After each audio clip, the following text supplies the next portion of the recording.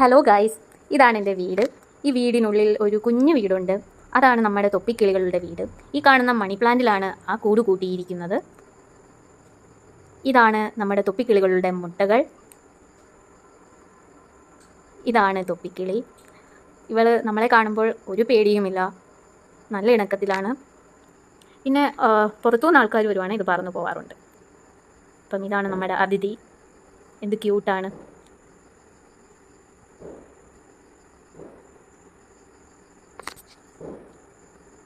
കൂട്ടത്തിൽ നിങ്ങളെ ഞാൻ എൻ്റെ പൂന്തോട്ടം കാണിക്കാം. ഇത് നിങ്ങൾക്കറിയാവുന്ന ചെമ്പരത്തി. ഇതാണ് ചെമ്പകപ്പൂ.